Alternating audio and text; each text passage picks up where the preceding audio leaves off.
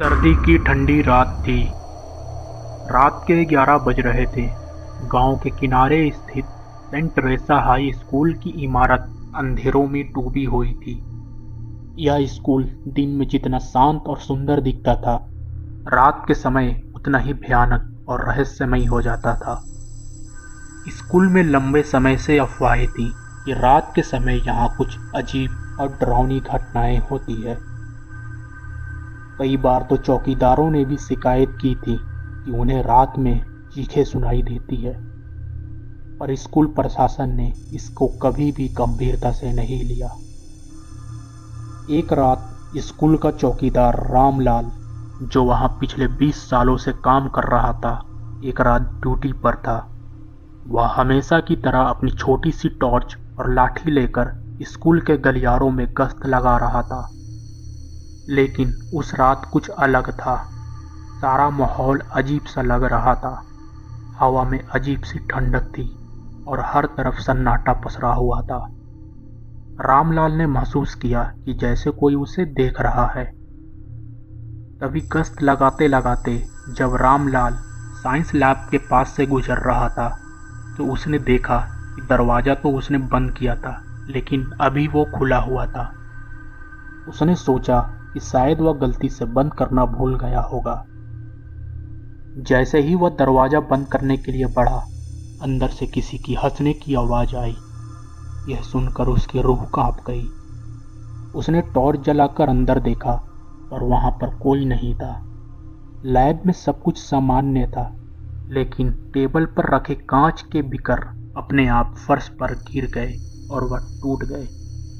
उसकी आवाज से सन्नाटा और भी पसर गया। रामलाल ने डरते हुए दरवाजा बंद किया और तेजी से बाहर आ गया।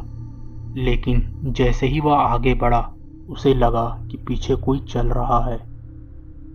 उसने मुड़कर देखा तो कुछ नहीं था।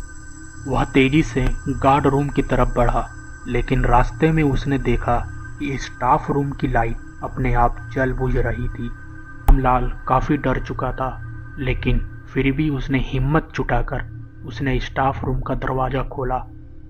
वहां की कुर्सियां उल्टी पड़ी थी और दीवार पर खून जैसा लाल रंग से लिखा था, यहां से चले जाओ। रामलाल का शरीर पसीने से भीग गया। वह समझ नहीं पा रहा था कि यह सब क्या हो रहा है।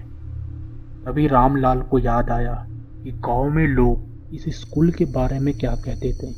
करीब 15 साल पहले यहाँ एक टीचर मिस सुजाता को झूठे इल्जाम में फंसाकर नौकरी से निकाल दिया गया था। उन्होंने खुद को इसी स्कूल में फांसी लगा ली थी। तब से ही रात में उनकी आत्मा के भटकने की कहानियां मशहूर थी यहाँ। जैसे ही रामलाल स्टाफ रूम से बाहर निकला, उसने देखा कि स्कूल के गलियारों में एक महिला की परछाई खड़ी थी। वह परछाई धीरे धीरे उसकी ओर बढ़ने लगी। रामलाल ने हिम्मत करके पूछा, तुम कौन हो? यहाँ क्या चाहती हो? उस महिला ने धीरे से कहा, यह स्कूल मेरा है। तुम लोगों ने मेरा जीवन बर्बाद किया है। अब यहाँ कोई चैन से नहीं रहेगा। रामलाल ने दरवाजे की ओर भागने की कोशिश की, लेकिन गेट बंद हो चुका था। हर तरफ अंधेरा था और वह परछाई उसके पीछे चल रही थी। अचानक स्कूल की घंटी अपने आप बजने लगी। रामलाल बेहोश होकर गिर पड़ा। सुबह स्कूल के बाकी स्टाफ ने उसे गेट के पास पड़ा पाया। वह बुरी तरह डरा हुआ था और कुछ भी बोलने की स्थिति में नहीं था, लेकिन उसके हाथ में एक पुराना कागज था जिस पर लिखा था, यह सिर्फ शुरुआत है। आगे की कहानी हम अगले एपिसोड में देखेंगे। क्या रामलाल इस घटना से उबर पाएगा, या स्कूल में होने वाली इन घटनाओं के पीछे मिस सुजाता का सच है, और इस रहस्य से पर्दा उठाने वाला कौन होगा? आखिर क्या है सच और क्या है रहस्य, देखेंगे अगले एपिसोड में।